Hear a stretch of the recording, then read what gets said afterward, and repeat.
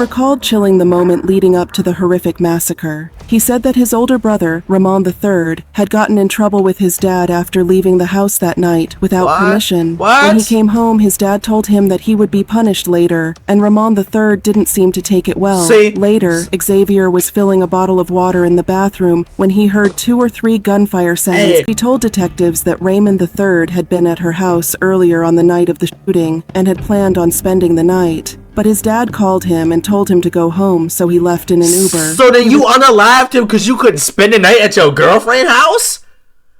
You a little boy, better sit your ass down. What? Oh my God, we got a tweaker. Hold on, gang. Just before dawn Sunday, including a pregnant woman and an unborn baby near full term. I want those responsible to know that the full might of local, state, and federal law enforcement are coming for them. Oh, they coming. In a nearby laundry room and listened as there was a brief struggle before his brother shot their parents to death. Wow! He heard his father's last words, "I love you."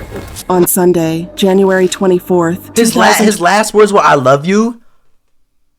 21, police in Indiana responded to a call about an injured teenage boy who was suffering from multiple bullet wounds. The boy told the police that his brother had killed their entire family. When police went to the home, they found a gruesome scene with 5 dead bodies, including a pregnant woman who was due to give birth. Things even more shocking, the killer was only 17, and the reason he gave for killing his family will leave you horrified. But let's go back to the beginning. For what? The child's family lived a pretty ordinary suburban life in Indianapolis, Indiana. The dad, 42-year-old Ramon Childs Jr., was a strong, family-oriented man who worked hard to provide for his family. He loved his family and friends and would drop anything and everything if anyone needed him. Raymond was also a talented artist and had founded his own record label called Just Real Records. His wife, Kezzy King, was described as a selfless person who dedicated her life for her husband and children. She and Raymond Sr. met in 1999 when she was a young, single mom struggling to provide for her daughter.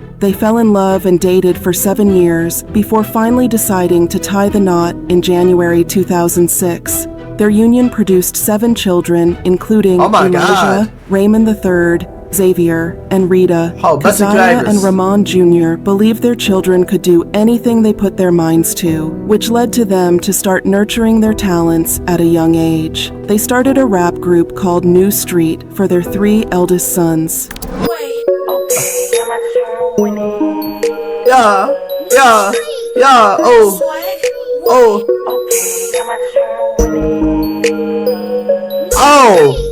The 2 older boys would later branch off on their own and start their own solo careers. Elijah, or Savo, as he was popularly known, was 18 when this tragic incident happened. 18. He was known for his big smile and personality and was very close with his mother. He also took pride in being the eldest brother and protector of the family. At just a young age, Elijah was already expecting a child with his girlfriend, 19-year-old Kiara Hawkins. This was not going to be Elijah's first child, though. He was already dad to 2 other children with Damn, you had 2 babies by 18? God damn, already on your 3rd?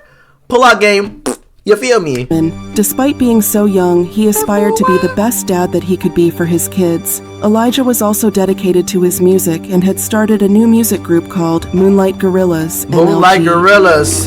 Niggas tried to rob me, bet his ass won't rob no more. Had to swerve his block and send that message, all the shoot the phone. Bitch, I really do this, kick it dough. Next they do a show. I don't like to sell it, not finesse it, so I up the pole. Kiara Hawkins, or Kiki, as her family called her, was due to give birth in just a few days. She was living with Elijah and his family and was pretty excited about becoming a new mom. She planned to name her son Chaos. Raymond III was Raymond Jr.'s son from a previous relationship. Is that T Grizzly?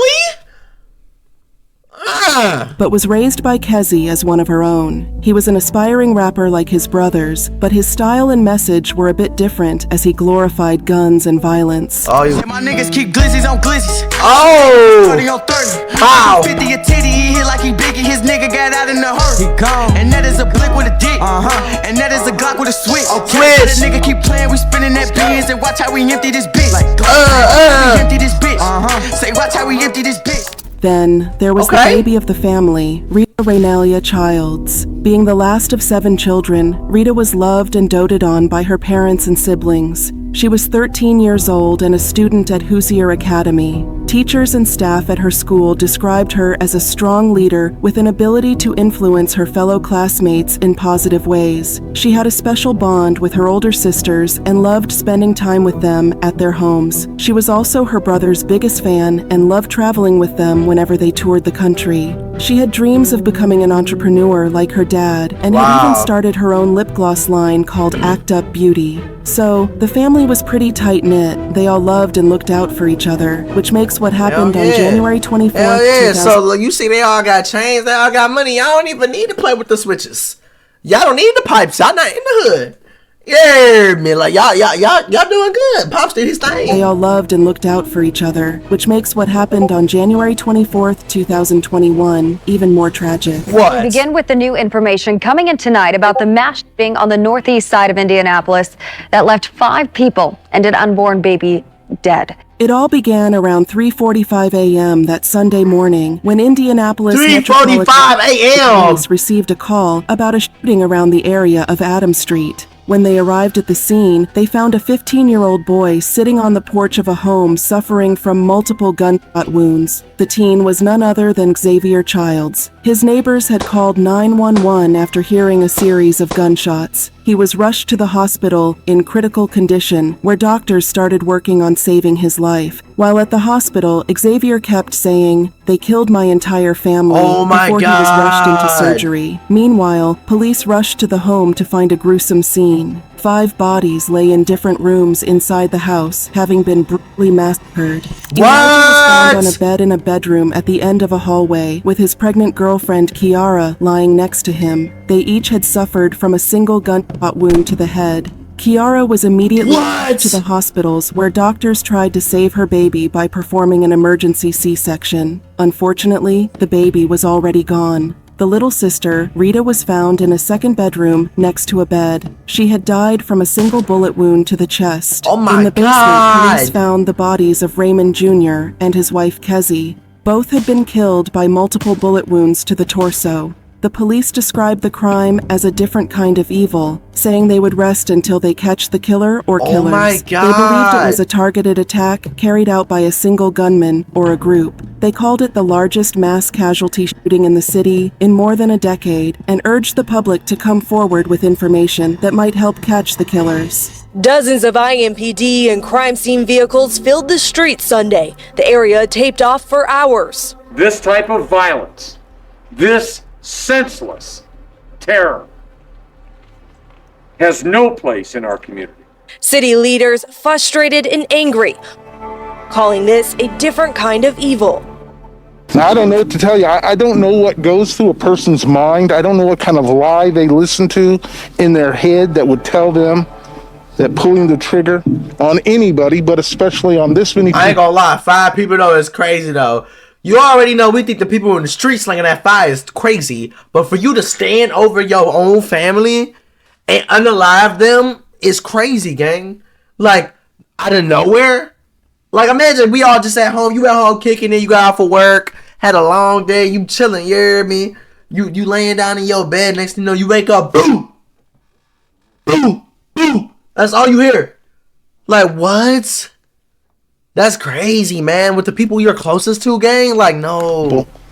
Is the right thing to do. And for neighbors, it's a crime that has left them speechless. But to take a whole family out like that? It's crazy. Please. I just don't understand.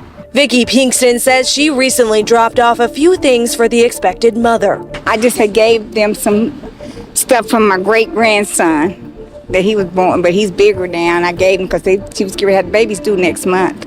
Crime scene tape is still left on a tree outside Vicky's home, a reminder of this gruesome crime. Then when I seen them take all them people out of there, I could not believe that. Oh my God.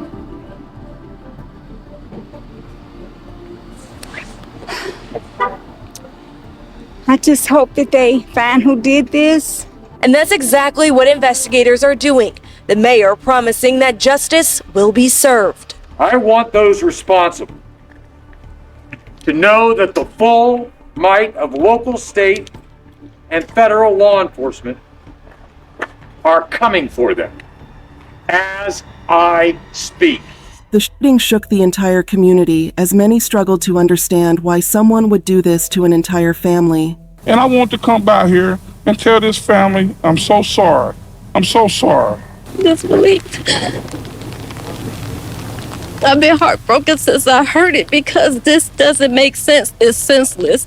Longtime friends of 42-year-old Kezzy Childs, dating back to high school in Gary, Indiana, India Hammond and Anastasia Dittman, came by the home today where their friend, her husband, 2 children, and a pregnant woman and her unborn baby were killed. She was just a wonderful woman, wonderful mother, soon-to-be grandmother. She was just, even the family, everyone was just great. When I tell you that I got a lot of messages yesterday because of how close we were. Wow.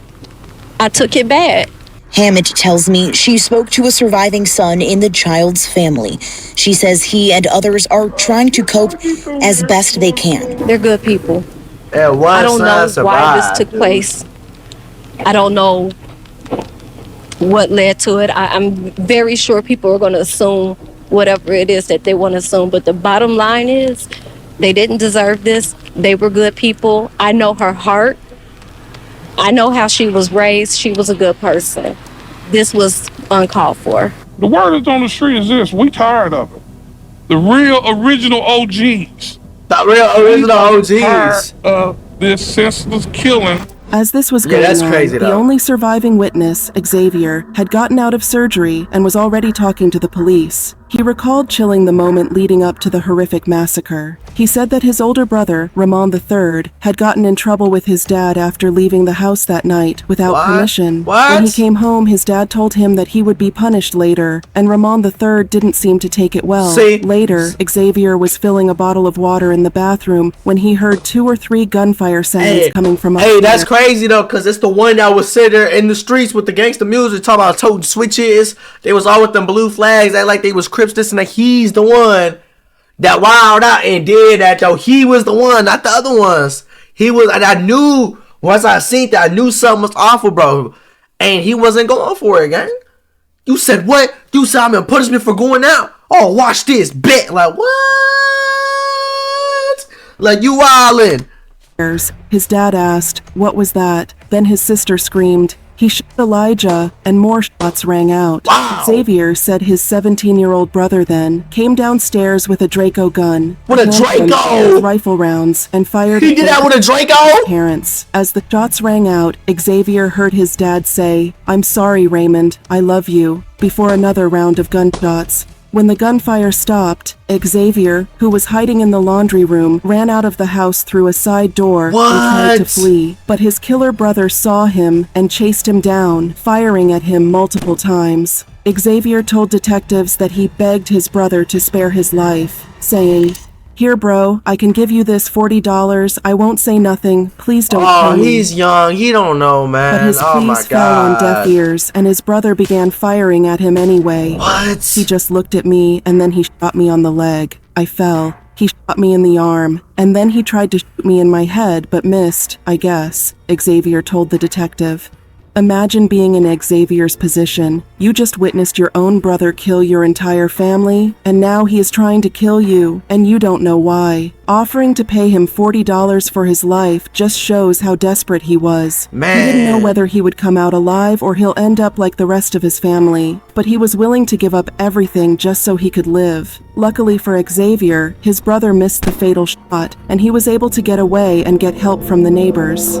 Police were able to track Raymond III through his girlfriend. Detectives had gone to a KFC restaurant where he and his girlfriend worked, and the manager told them that they both called in sick that morning. When detectives went to the girlfriend's home, they found a white Chrysler registered to Raymond Jr. parked outside. They then brought the girlfriend in for questioning, and she had a lot to say. She told detectives that Raymond III had been at her house earlier on the night of the shooting and had planned on spending the night. But his dad called him and told him to go home, so he left in an Uber. So then you unalived him because you couldn't spend the night at your girlfriend's house? You a little boy, better sit your ass down. What? Between 2 a.m. and 3 a.m., driving a white Chrysler she had never seen him drive before, and carrying 2 bags of clothes and shoes. Oh, he grabbed all his stuff. Kicked him out. At the time, the girlfriend didn't think much of it, but later she received an alert on her Citizen app that there had been a shooting on 36th Street. What? Another alert came in about a shooting on Adams Street. She asked Raymond if he knew anything about it. He said no. He said no. Wow! You a smooth mother. Later in the morning, she convinced him to go to the crime scene after speaking to his other sisters who were not living at the home. She told detectives Raymond seemed nervous and began crying when they got to the crime scene and acted a clown. She had never seen him act like that before. The two returned to the girlfriend's home until around 2 p.m. when he asked her to drop him at a relative's house on Wyatt Drive in Indianapolis. This is where the police later found him. He was arrested without incident and taken into custody. Goofy, bro. During a search of the white Chrysler, investigators found an AK-style magazine wrapped in clothes on the front passenger side floorboard. One of Raymond Jr.'s cousins also turned over a Draco firearm that he said he had taken from the teen And the same day he had the weapon. A 17-year-old is now formally charged with murder in the deaths of 6 family members. Prosecutors have also released chilling details of what they believe Raymond Childs III did inside that Adams Street home over the weekend. My teammate's Richard Essex has our story. The details of the probable cause are not for the faint at heart. Raymond Childs III used 2 guns, a 9mm handgun and a Draco, and an AK-47 style rifle to kill most of his family. The case soon went into trial, and Raymond III was charged with 6 counts of murder, which included Kiara's unborn baby, 1 count of attempted murder, and 1 count of carrying a handgun without license. You're done! Despite his young age, he was charged as an adult due to the severity of the crimes. You wanted to be a thug so bad in your music that you try to put that into real life, and look where I got you, gang. It ain't worth it. It ain't worth it. Why would you want to be a thug in 2025? What do you get from being a thug, a gang member, a gangster? What, you don't get none from that gang. Like, y'all motherfuckers don't get it. You hear me? 17 years of age. And because he is 17 years of age, we are not permitted under Indiana law to seek the death penalty. We are not in a position to seek the death penalty due to... He don't need the death penalty. He need to sit the rest of his motherfucking days in prison. Oh, God. The accused age.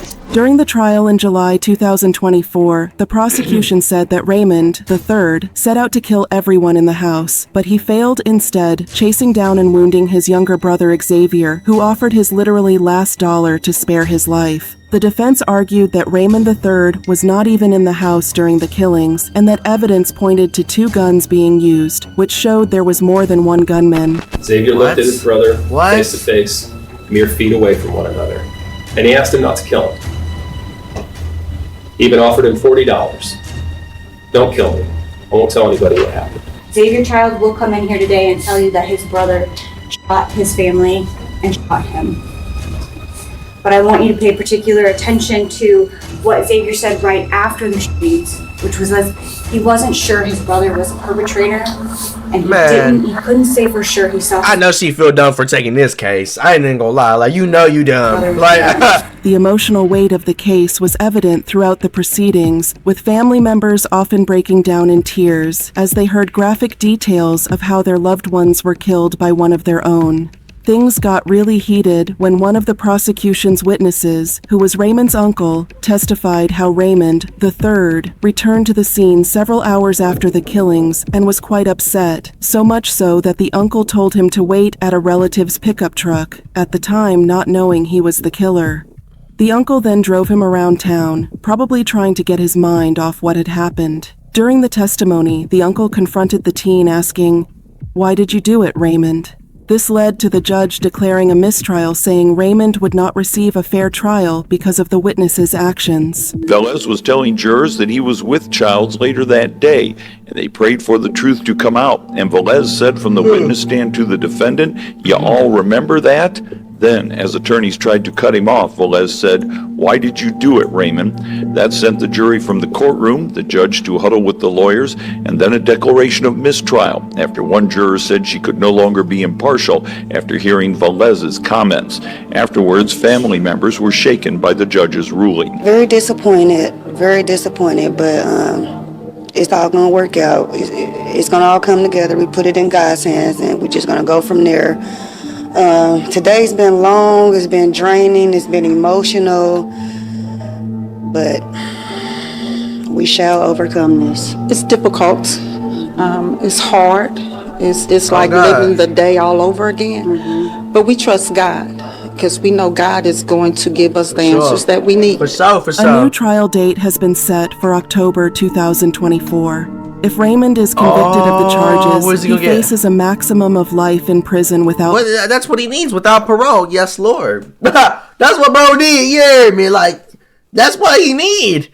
He don't need the death penalty. No. Life. You gonna sit the rest of your days thinking about that one day you made that mistake. Oh, God, bro. And it's just sad because he said you couldn't stay over your girlfriend's house.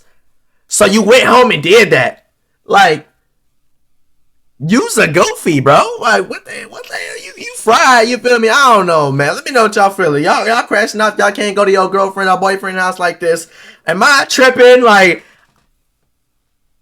you feel me? Like, what? I don't know, man. Y'all stay up out the way, man. Y'all stay safe, bro. Y'all stay on y'all grind. Stay consistent. Mental health is very important, gang. And obviously, he mentally wasn't there. I don't know, man. Y'all, this is a crazy video. You know what I'm saying, man? But y'all, for everybody to see this video, man, let me know. Do y'all want me to go back to the green screen, or do y'all want me to stay on the camera? You hear me, man, with the camera right here on the corner. I like the camera a little bit better than the green screen, but I don't know. Let me know what y'all feel. You know what I'm saying, man? If y'all want to see me react live, see these videos live, if y'all want to watch me react to these videos live every single day, because I'm live just about every single day or every other day, tap into my Twitch channel, link in the description, and also my other YouTube channel, Lil Denver Live. You hear me, man? Tap into those two, man. My other channel is lit. And if you want to see me live, I'm live on both of those. You know what I'm saying, man? Everybody, man, y'all stay up out the way. It's on with y'all, gang.